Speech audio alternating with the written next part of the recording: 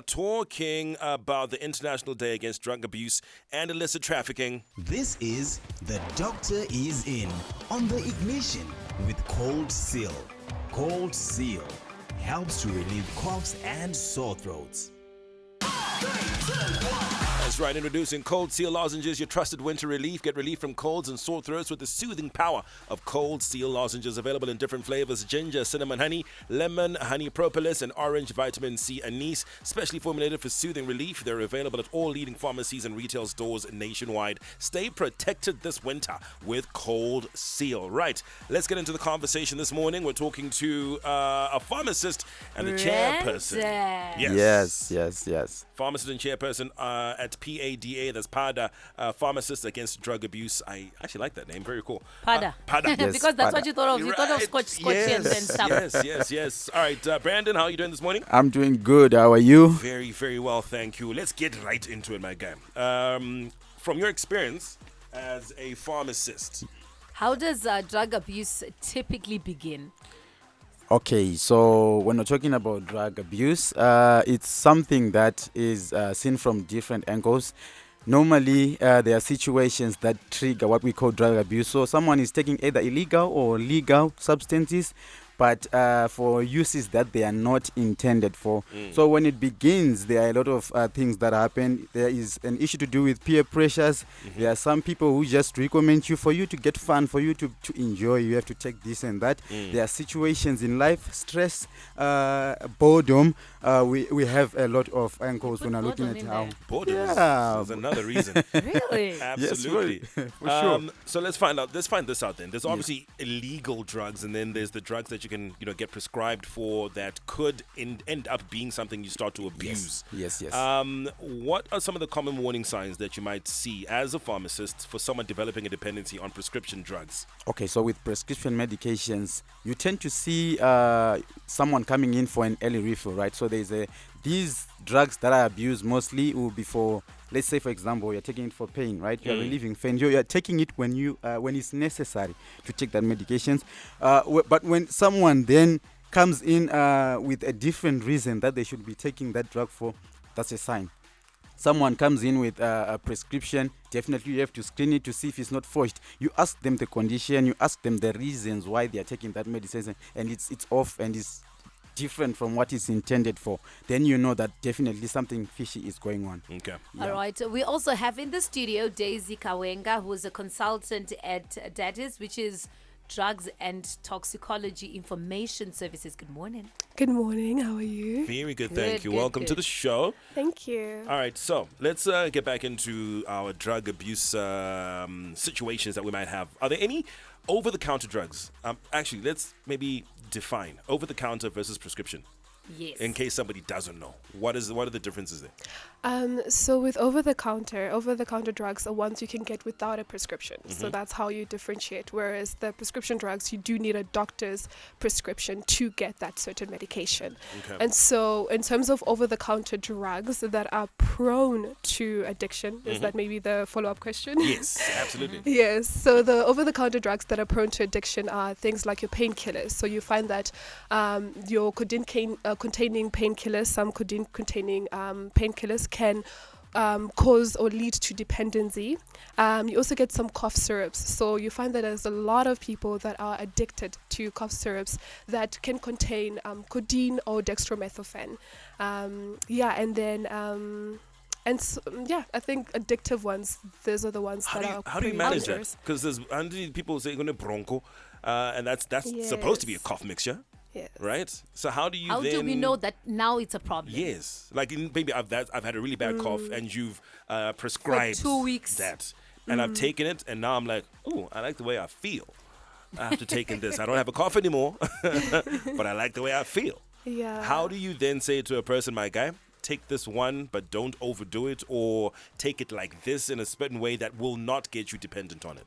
Yes, I think if you go on for longer, because how the system works is that the pharmacist is supposed to advise you, okay, take this for this period of time and whatnot. They do have instructions. You have your package inserts that do have those instructions, and if you find yourself going for a prolonged period, like over the prescribed or the the information that you got, the recommended, yes.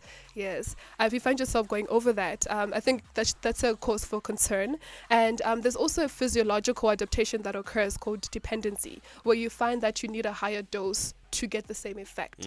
So those are some things that can give you some signs if you're feeling like you can't go without, But how do we know it's a problem? And so, for example, say you're taking some whatever cough syrup, and it's COVID. People had a thing, and they were like, "Oh, you take one little scoop," and then you're like, "But it's not working anymore. I'm on 2." Does that mean I now need to change, or does it mean my body is what's the term? When your body adjusts to yes, that my body medication. has adjusted to that medication. Yes. Do we switch the medication, or are we now Double-dosing?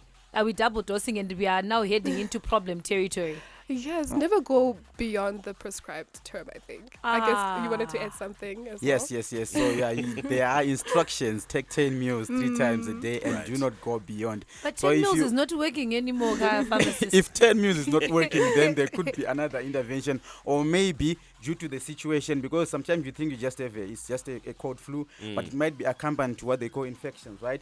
And maybe that is the one that needs attention. Yes. So overdosing might not really treat that. You're getting drowsy and you're getting yourself, in some instances they say you get high, but what you are saying is the effects of that medication, if they go beyond the prescribed, then you end up having all these effects. All right, so we've got Brandon Jaka, pharmacist and chairperson at PADA, a Pharmacists Against Drug Abuse, and Daisy Kahwenga, consultant at DaTIS, Drug and Toxicology Information Services. We're going to carry on this chat on the other side of this.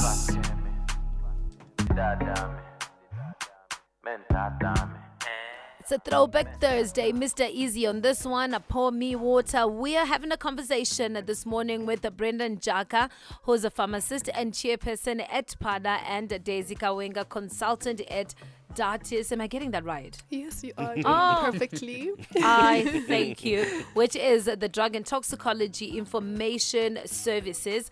And we're just talking about, medication and how we get to abusing our medication. Yeah. So, moving right along, what do we do if we suspect someone's starting to, or someone's hooked on their meds?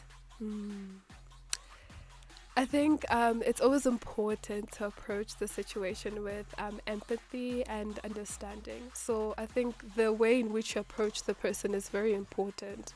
You don't want to bombard them with judgment and say, like you're doing all those things, like why you need to stop and all of that, I think it's actually in trying to understand, why they feel like they need this, whether it be a painkiller or an anxiety pill, whatever it is, just trying to get the basis and tell them your concern, you're concerned not only how you are concerned, but how, your family is concerned as well, whoever the loved one is, and just tell them that you're there for them and try and find practical solutions as to how they can get help and how you can mitigate that. Right. So, Mr. Pharmacist, so Simba is buying a lot of cough syrup. Yes. Is there a way that we can track as pharmacists that this person is buying a bottle of cough syrup a week, but different pharmacies, or it's just one of those? Well, I mean, it's over the counter. No over the one's counter. checking. Yes. I'm assuming no one's checking if it's over the counter. Yes. But That's if I what go I'm to saying. if I go to Brandon, Yes. like 3 times in a week, are you Yes. allowed to say no? No. If I'm buying the same cough syrup, this is, I buy on Monday, I buy on Wednesday, I buy on Friday. Yes. Are you allowed to say Iowa chief? oh, wow, boss. Yeah, I'm I cutting think you off. because you'll be these are over-the-counter medications, by the way. And with my experience, sometimes you have to find a cautious approach, right? Because sometimes they just tell you, "I'm buying for my friend." What do you say? Right, I'm buying for my family, right? It's my kid, it's my son, right? So that's why she was saying you have to approach it with caution and understanding, because you might approach as if you are saying, "Hey, you are doing have a it, problem." you have a problem." So how will you tell if I'm twitching? Yes. And I'm coming to buy Ala, this ala, cough mixture. The signs will be there. Definitely. It's for my cousin. Yeah, because definitely there are signs that you can observe. Normally, when you see these people coming in, some of them are already wasted all the time, right? Yeah. And when you're talking to them, sometimes they have this agitation. They have a way of presenting. Sometimes you pick up the symptoms or the signs that this could be drug and substance abuse. So, in my experience, you can't directly sometimes just say, "Hey, you stop doing that." Eh? Yeah. You're not, because definitely they will have a reason for that, and they just block you sometimes. And so when you're approaching it, you observe all that comes, the symptoms, how they're explaining to you, you understand. Is this a cough or is it for a kid? I saw you last time. Is it resolving? Well, you're trying to approach as if you understand that. Maybe it's you need for to try someone. water. Exactly. How accessible? maybe you need to be rehydrated. How accessible are rehabilitation and support services in Zim? I think to wrap it up, Yeah. I guess we've established we think somebody's got a problem. How accessible is help? All right. So one of our goals as PADA this year was to try and compile all the rehabilitation centers that we have, not only in Harare but in Zimbabwe. So as PADA, we came up with a document that has the current contacts, because some of the information that is on the internet, you try to call and contact, they are not coming through. So as PADA, we already have a document, an updated document that we had to put people on the ground to confirm. Call those centers and confirm the current working lines, so that in case of such instances, we can always refer to those. So there is a document, and the closest that people can get to, I think in and around Harare, we have Parenyatwa psychiatric unit, we have Harare Hospital psych unit as well, which are easily accessible in the event that maybe some people say there are some that overcharge, or there are some that complain that, these centers, they're charging too much, and already we need to help the person first, right? Yeah. So those centers that I just mentioned, they're in town, they're easily accessible, they can find a way to approach the situation. Nice. All right. Brandon Jaka, Pharmacist and Chairperson at PADA, Pharmacists Against Drug Abuse, and Daisy Kahwenga, Consultant at DaTIS, Drug and Toxicology Information Services. Thank you so much for joining us today on International Day Against Drug Abuse and Illicit Trafficking. I'm sure we'll have more conversations in the future as we progress, because we do need to keep this information floating in the general public. Definitely. Cheers, guys. Have a beautiful day. Thank you for having us. Thank you for the show. Thank you. That was